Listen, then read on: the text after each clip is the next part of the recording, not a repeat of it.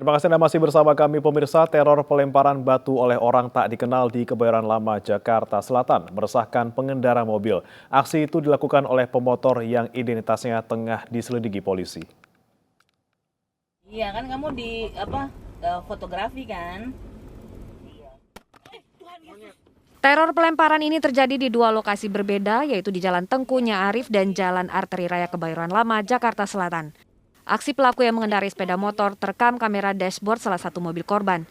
Akibatnya, mobil pecah kaca pada bagian depan. Saat saya mau turun karena kan posisi turun, jadi dari bawah tuh dari tengah-tengah itu ada motor lumayan kencang sambil bawa batu, dia ngelempar ke kaca. Pakai motor apa, Pak? Kayak setahu saya sih Matic. Sendiri pelakunya. Sendiri. Nah, Pak, ini kan katanya ada korban lain ya selain Bapak tuh di sini. Iya. Sama kejadian serupa juga, Pak. Dia sekitar 15 menit di depan saya, jadi mobil pickup. Oh, artinya ini dari arah berlawanan ya, bukan karena bekas senggolan atau apa di jalan? Iya, dari arah berlawanan. Untuk mengungkap identitas terduga pelaku, polisi memeriksa sejumlah rekaman kamera pengawas di sekitar lokasi kejadian maupun di sepanjang jalan yang dilalui oleh pelaku. Pelaku identifikasi kita baru memberikan informasi dari korban bahwa pelaku menggunakan sepeda motor Matic aja itu karena situasi sore memang jam agak mendung ya pada saat itu. Kalau dilihat lampu sudah menyala dalam video yang di situ, diduga ya pelaku menggunakan motor berhelm, mereka mengarah ke Pondok. Polsek Kebayoran Lama akan meningkatkan patroli untuk mengantisipasi agar peristiwa serupa tidak terulang. Dari Jakarta, Helmi Sajambati, iNews melaporkan. Pemirsa, Gunung Merapi kembali erupsi dengan luncuran semburan awan panas sejauh 2.500 meter. Tingginya aktivitas vulkanik membuat status gunung ini berada di level 3 atau siaga. Luncuran guguran awan panas pada Kamis pukul 1:59 dini hari dari erupsi Gunung Merapi terpantau dalam rekaman CCTV Balai Penyelidikan dan Pengembangan Teknologi Kebencanaan Geologi Yogyakarta. Guguran awan panas dengan jarak luncur sejauh 2.500 meter dari puncak ke arah barat daya ini berlangsung selama 181 detik. Hingga kini aktivitas vulkanik masih cukup tinggi sehingga membuat status Gunung Merapi berada di level 3 atau siaga. Warga diimbau tetap meningkatkan kewaspadaan dengan tidak melakukan aktivitas apapun di sekitar lereng Merapi dalam radius maksimal 7 km dari puncak gunung.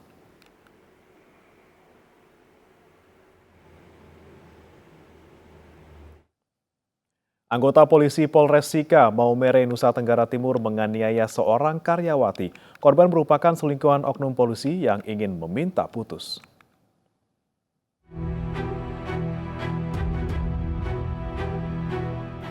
Perempuan muda ini babak belur dipukuli oleh pacarnya yang merupakan oknum polisi.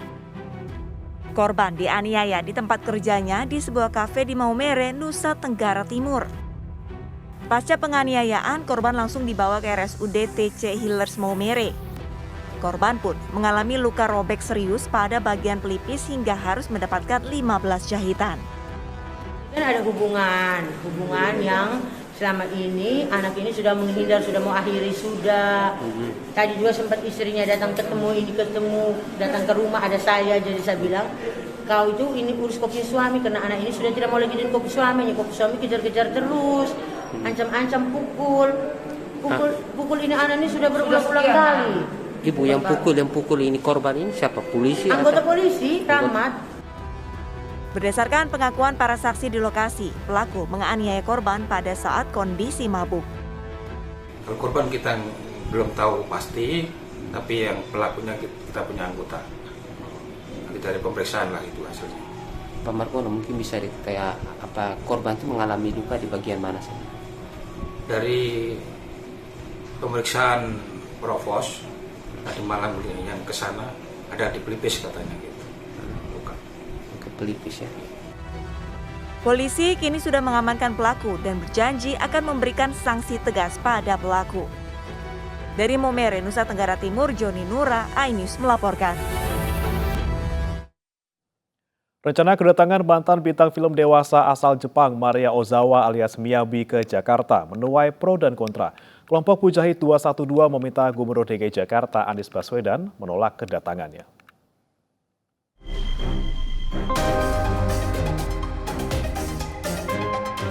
Rencana kedatangan ex bintang film dewasa asal Jepang Maria Ozawa alias Miyabi ke Jakarta menuai pro dan kontra. Kelompok Mujahid 212 meminta Gubernur DKI Jakarta Anies Baswedan menolaknya.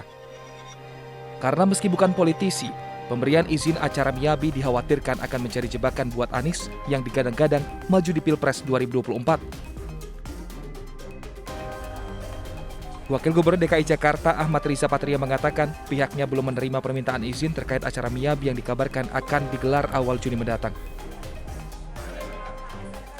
Yaitu saya kira ini kan kita negara yang demokrasi, reformasi, dan terbuka. Semua itu diserahkan ya kepada masyarakat menyikapinya. Namun yang penting apapun mari kita sikapi secara baik, secara bijak ya.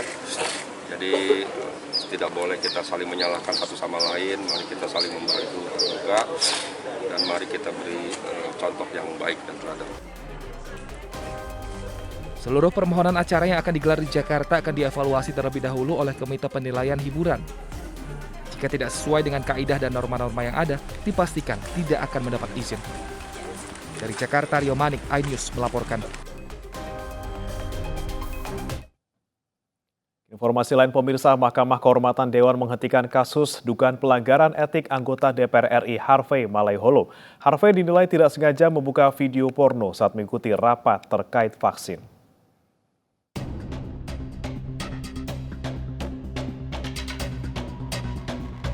Anggota DPR RI Harvey Malaiholo memenuhi panggilan Mahkamah Kehormatan Dewan untuk diperiksa sebagai pihak teradu. Harvey memberi klarifikasi terkait dugaan menonton video porno saat rapat. Usai diperiksa, MKD memutuskan menghentikan kasus dugaan pelanggaran etik Harvey Malaiholo. MKD menilai tidak ada unsur kesengajaan saat Harvey membuka video porno yang dikirim orang tak dikenal.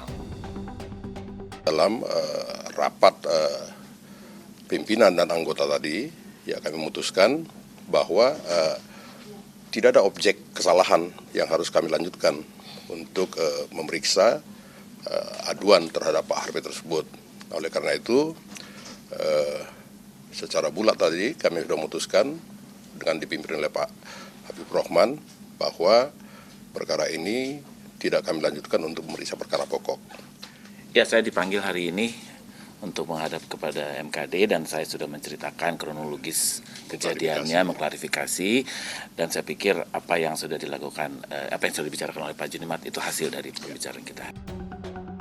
Sebelumnya, anggota Komisi 9 DPR RI fraksi PDI Perjuangan Harvey Malaiholo jadi sorotan. Ia tertangkap kamera menonton video porno di ponsel saat rapat terkait vaksin. Sekretaris fraksi PDIP Bambang Wuryanto menyatakan Harvey pun memberikan klarifikasi kepada partai dan meminta maaf karena menodai institusi DPR dan PDIP. Menurutnya, Harvey sengaja difoto dari balkon ruang rapat ketika membuka pesan masuk di aplikasi WhatsApp yang berisi konten foto pornografi. Dari Jakarta, Salam Rahmat, Wara Afandi, Wildan Aulia Pratama, iNews melaporkan. Pembatalan proyek gorden rumah dinas anggota DPR yang menuai kontroversi masih belum hilang dari ingatan. Kontroversi kembali datang pada anggota Dewan yang terhormat setelah berniat mengecat ulang atap atau dom Gedung Nusantara dengan anggaran 4,5 miliar rupiah.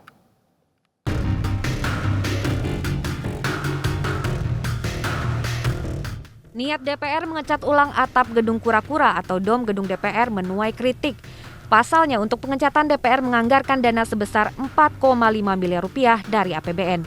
Sekretariat Jenderal DPR berdalih anggaran tidak hanya untuk pengecatan dom DPR namun juga mencakup komponen lain. Proyek telah masuk dalam proses tender yang berakhir 19 Mei dan akan diumumkan pada tanggal 30 Mei. Penandatanganan kontrak akan dilakukan 8 Juni mendatang.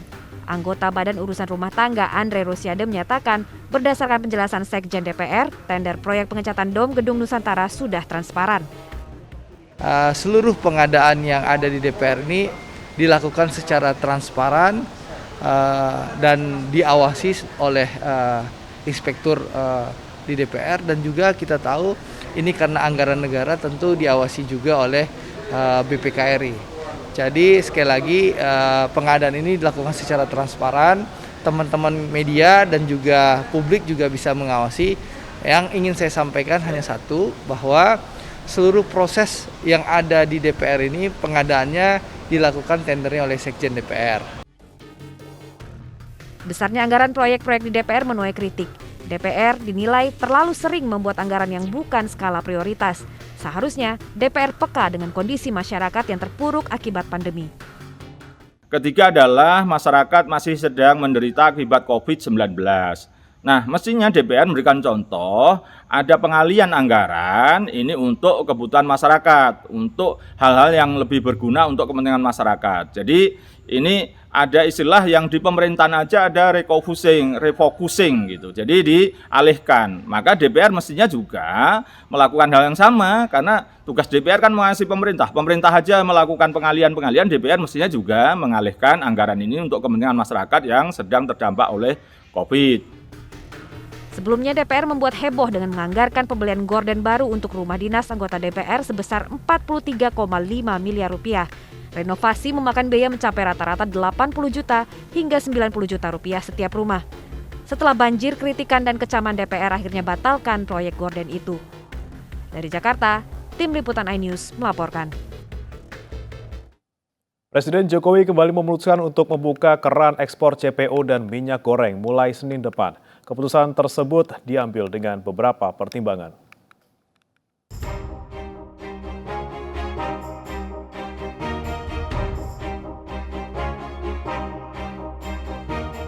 Berdasarkan kondisi pasokan dan harga minyak goreng saat ini, serta mempertimbangkan adanya 17 juta orang tenaga di industri sawit, baik petani, pekerja, dan juga tenaga pendukung lainnya, maka saya memutuskan bahwa ekspor minyak goreng akan dibuka kembali pada Senin 23 Mei 2022.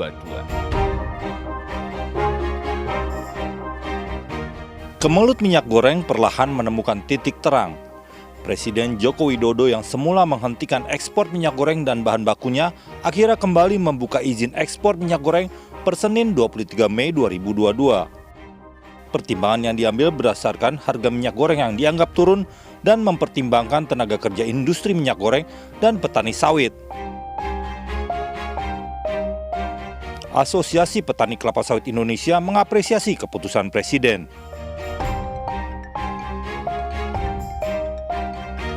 Presiden juga minta agar Kejaksaan Agung menindak tegas dan tuntas siapa saja yang terlibat dalam kartel minyak goreng. Kejaksaan Agung sudah menetapkan 5 tersangka. Yang terbaru, Lin Chiwe, yang merupakan pihak swasta yang diperbantukan di Kementerian Dalam Negeri RI. Peran Lin Chiwe mengkondisikan produsen CPO untuk mendapatkan izin persetujuan ekspor secara melawan hukum.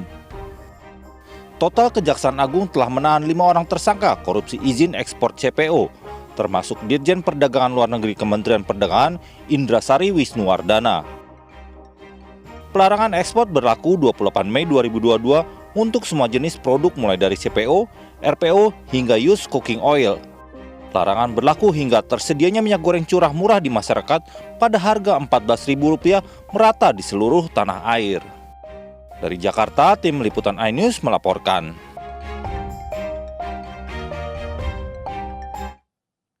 Penyakit mulut dan kuku pada ternak sapi di Banjarnegara, Jawa Tengah semakin meluas. Akibatnya 9 pasar hewan ditutup selama 28 hari ke depan. Sedangkan 152 ekor sapi diisolasi karena diduga terinfeksi virus tersebut.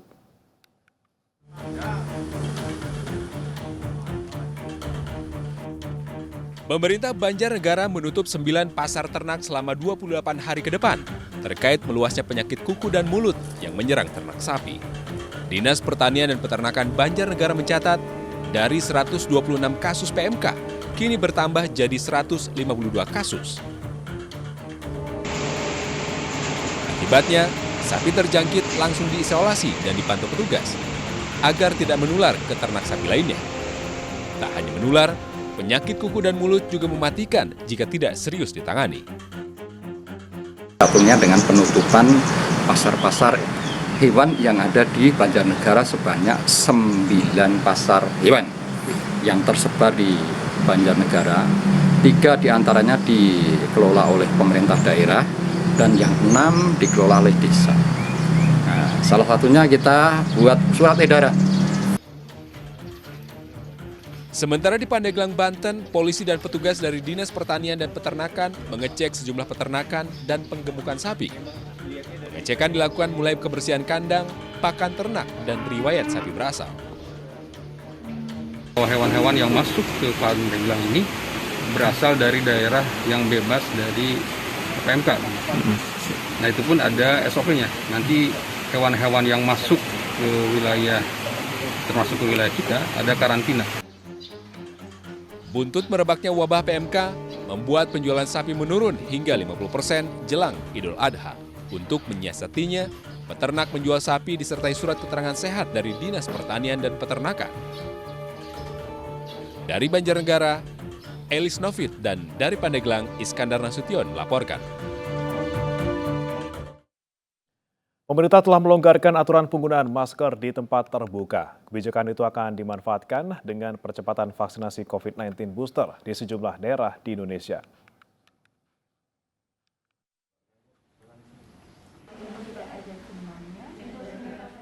Pemerintah melonggarkan aturan penggunaan masker di ruang terbuka. Hal ini sebagai bagian dari penyesuaian penanganan pandemi, terlebih positivity rate saat ini stabil di bawah 1%. Untuk itu, Badan Intelijen Negara Daerah Istimewa Yogyakarta semakin mengencarkan vaksinasi di semua wilayah. Kepala BIN DIY, Brigjen Pol Andri Wibowo mengatakan, upaya preventif ini untuk terus meningkatkan kualitas imunitas masyarakat, sehingga mereka bisa beraktivitas dengan aman di semua tempat.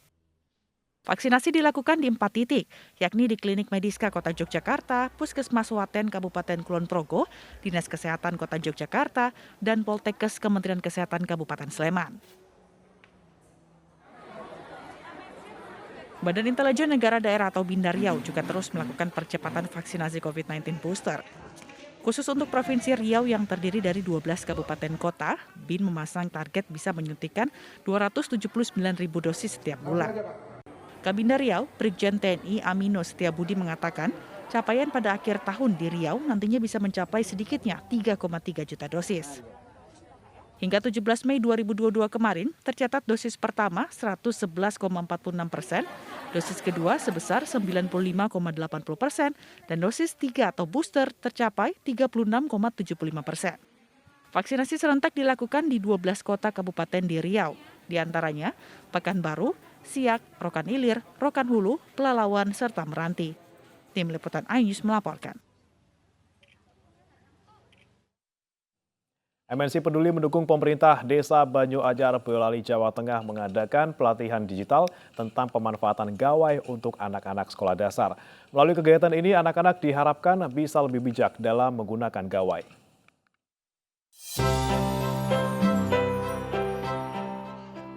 MNC Peduli bekerja sama dengan pemerintah Desa Banyu Anyar memberikan pelatihan tentang pemanfaatan gawai secara sehat dan positif bagi anak.